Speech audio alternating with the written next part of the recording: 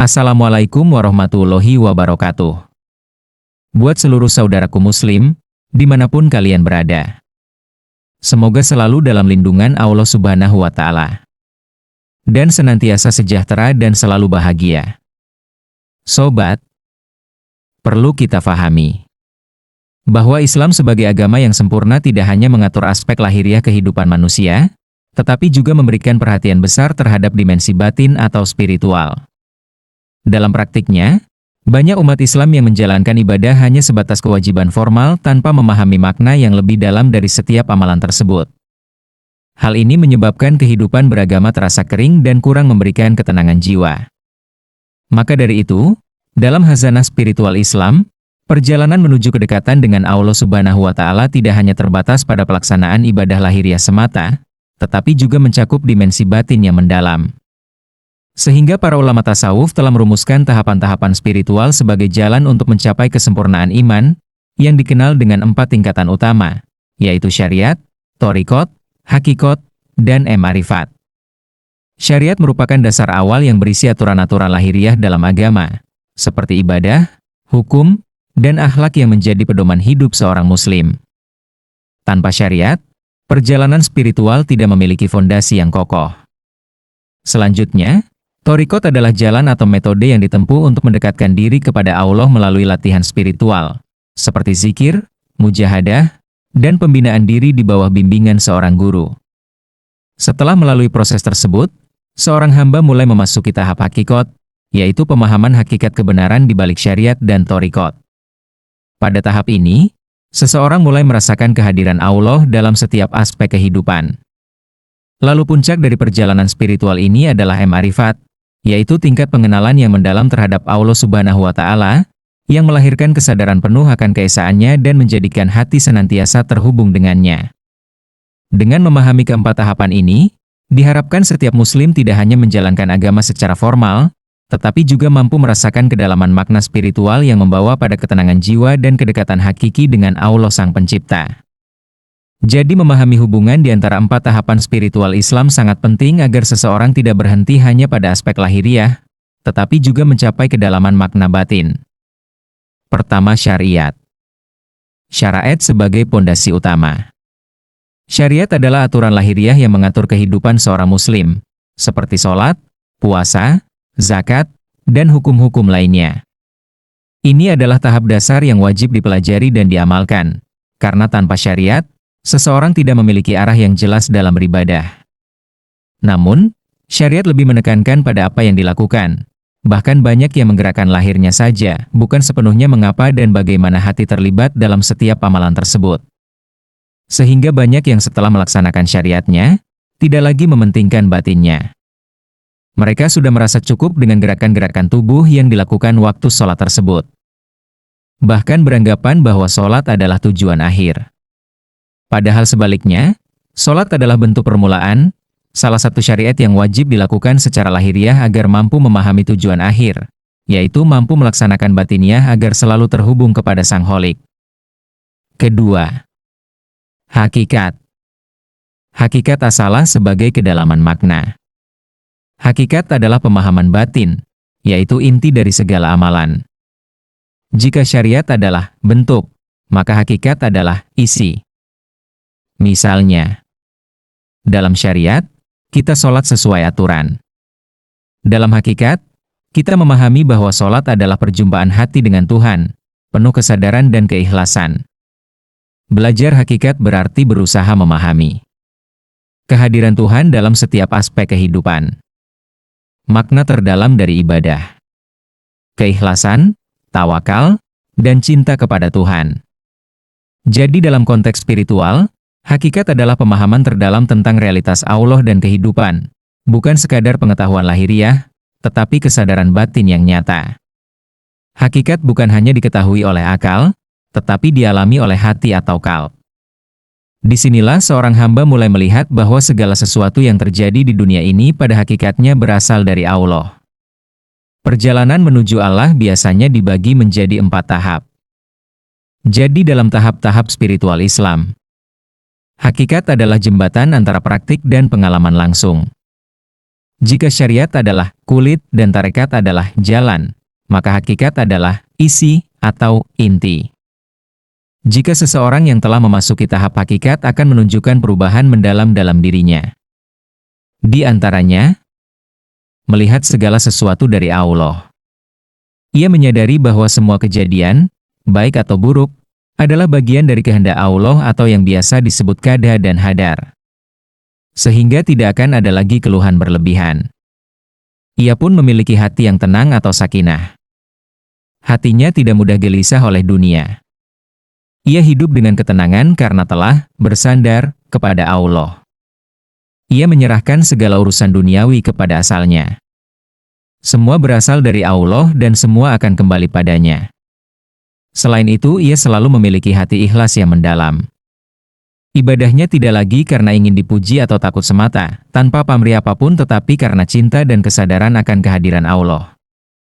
Ia tidak condong dengan kemewahan dunia, bukan berarti meninggalkan dunia, tetapi tidak menjadikan dunia sebagai tujuan utama. Tiap langkah bahkan tiap hembusan hadasnya, ia selalu merasa diawasi atau yang biasa disebut murakabah. Ia merasa Allah selalu melihatnya, sehingga hidupnya penuh kehati-hatian dan kejujuran. Jadi dalam pengalaman spiritual dalam hakikat.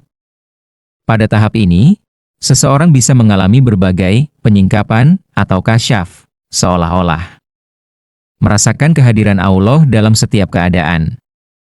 Dalam menempati tahap hakikat, manusia diajak untuk melihat bahwa semua makhluk berasal dari sumber yang sama, yaitu Allah Sang Kholik. Perbedaan yang tampak di dunia, seperti kaya dan miskin, bangsawan dan rakyat biasa, atau kasta tinggi dan rendah, hanyalah perbedaan lahiriah yang bersifat sementara. Jadi kita sangat bersyukur alhamdulillah bahwa kita masih memiliki kesempatan untuk lebih dekat dengan Allah Subhanahu wa Ta'ala. Dengan video ini semoga kita semua mendapatkan rahmat-Nya di dunia sampai akhirat. Amin ya robbal alamin. Jadi intinya hakikat mengajarkan bahwa semua manusia memiliki ruh yang sama-sama berasal dari Allah. Nilai sejati manusia bukan ditentukan oleh status sosial, tetapi oleh kedekatan batinnya dengan Allah. Apa yang tampak di dunia hanyalah kulit, sedangkan hakikat adalah isi. Tidak membeda-bedakan kasta. Dalam perspektif hakikat, konsep kasta atau pengelompokan manusia berdasarkan derajat duniawi tidak memiliki makna sejati. Mengapa demikian? Semua manusia berasal dari penciptaan yang sama. Tidak ada yang lebih tinggi secara hakiki hanya karena keturunan, jabatan, atau kekayaan. Kesetaraan di hadapan Allah. Yang membedakan manusia bukanlah kasta, tetapi kualitas hati, keikhlasan, dan ketakwaannya. Ini berarti seorang yang sederhana bisa lebih mulia daripada orang terpandang jika hatinya lebih bersih. Dunia bersifat sementara. Kasta dan status hanyalah konstruksi sosial yang berlaku di dunia. Dalam pandangan hakikat, semua itu akan hilang. Sedangkan yang abadi adalah amal dan kesadaran spiritual. Mengikis ego dan kesombongan. Salah satu tujuan ilmu hakikat adalah menghancurkan ego atau nafas. Membeda-bedakan kasta seringkali lahir dari kesombongan. Dengan memahami hakikat, seseorang akan lebih rendah hati dan melihat semua manusia setara. Dampak dalam kehidupan sehari-hari. Orang yang memahami ilmu hakikat biasanya akan menunjukkan sikap menghormati semua orang tanpa melihat latar belakangnya. Tidak merasa lebih tinggi dari orang lain. Mudah berempati dan penuh kasih. Tidak terikat pada penilaian duniawi. Ia akan melihat orang lain sebagai sesama makhluk Allah, bukan sebagai tingkatan sosial. Dalam tasawuf, perjalanan spiritual sering dibagi menjadi syariat atau aturan lahiriah, tarekat atau jalan spiritual, hakikat atau pemahaman batin, makrifat atau pengenalan langsung kepada Sang Kholik. Di tahap hakikat inilah seseorang mulai menyadari kesatuan dan kesetaraan semua makhluk. Intinya, ilmu hakikat mengajarkan bahwa semua manusia pada dasarnya setara di hadapan Allah. Perbedaan kasta hanyalah ilusi dunia yang tidak mencerminkan nilai sejati seseorang. Dengan memahami hakikat, seseorang akan memandang manusia lain dengan penuh kasih, tanpa diskriminasi, dan hidup dengan kesadaran bahwa yang paling penting adalah kebersihan hati dan kedekatan dengan Allah, bukan status sosial. Memahami makna di balik ujian hidup. Melihat hikmah di balik peristiwa yang sebelumnya dianggap buruk. Hati menjadi sangat peka terhadap kebenaran dan kesalahan. Namun penting dipahami, pengalaman ini bukan tujuan utama, melainkan efek dari kedekatan kepada Allah.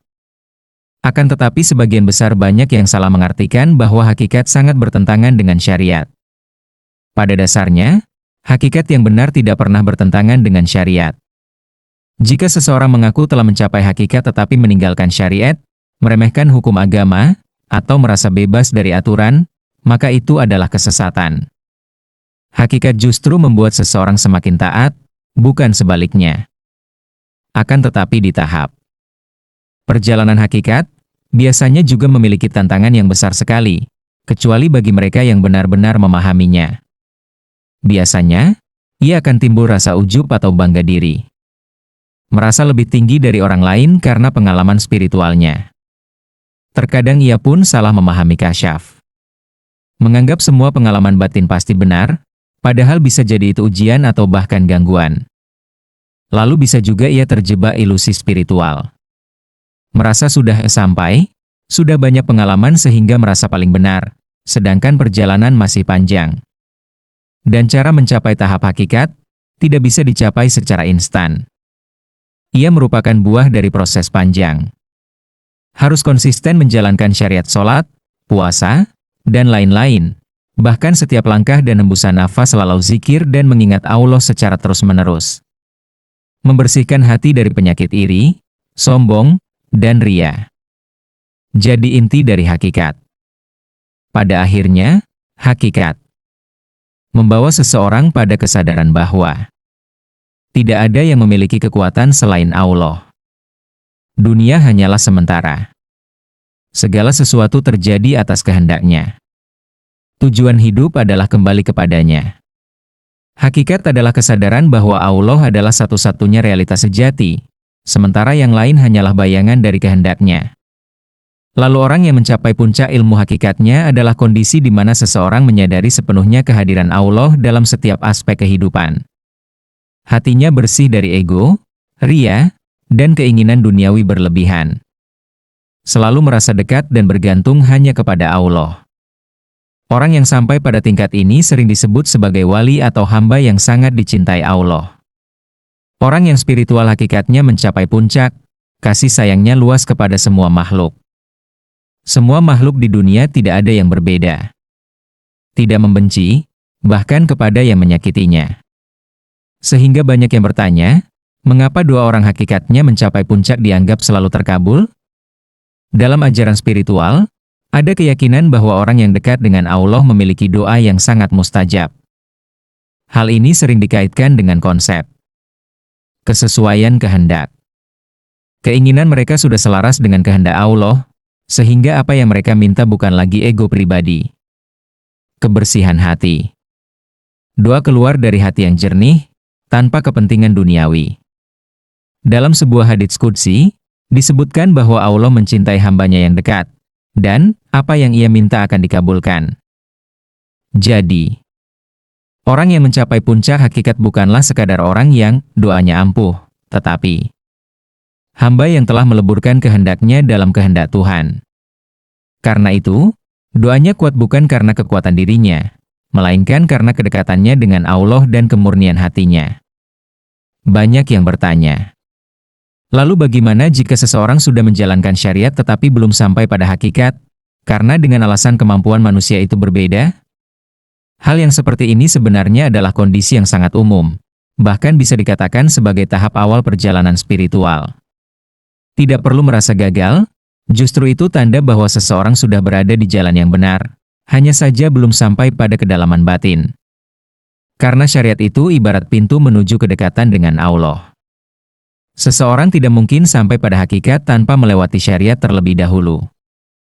Seperti sholat dengan tujuan melatih disiplin dan hubungan dengan Allah. Puasa bertujuan melatih pengendalian diri.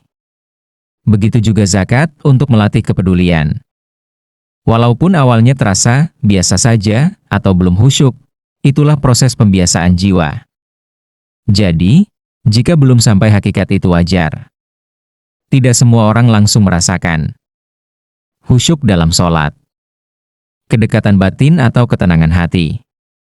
Hakikat bukan sesuatu yang instan, melainkan buah dari latihan, waktu, dan keikhlasan. Lalu bagaimana nilai ibadahnya? Nilainya tetap ada walaupun belum menyentuh hakikat. Ibadah tetap sah dengan syarat ikhlas tanpa pamrih apapun.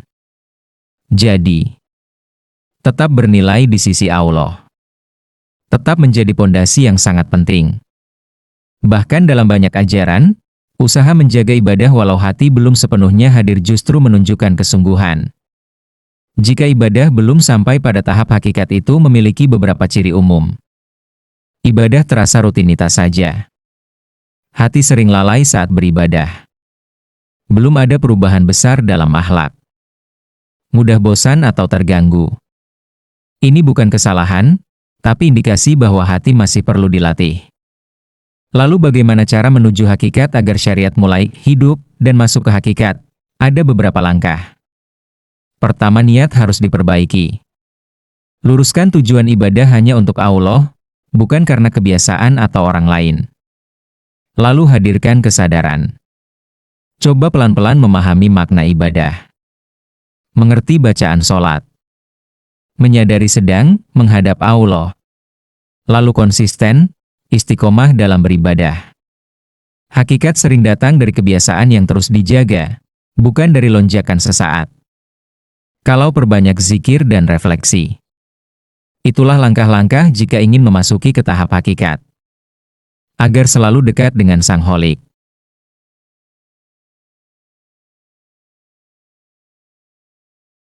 Seperti kisah terjadi di suatu pesantren. Ada salah satu murid yang cerdas dan tekun. Namun di balik ketekunannya, hatinya sering gelisah oleh satu pertanyaan besar. Apa itu hakikat? Suatu malam ketika para santri lain telah terlelap, Hasan memberanikan diri mendatangi kediaman gurunya, seorang mursyid yang dikenal bijak dan arif. Santri mengetuk mendatangi gurunya.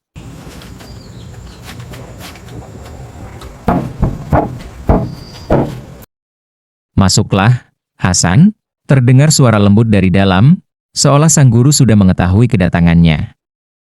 Santri duduk bersimpuh dengan penuh adab. Guru, izinkan saya bertanya. Saya sudah belajar syariat, fikih, bahkan tasawuf. Tapi hati saya masih belum tenang. Lalu ia mulai bertanya. Apa sebenarnya hakikat itu, Kiai? Apakah saya bisa mencapainya?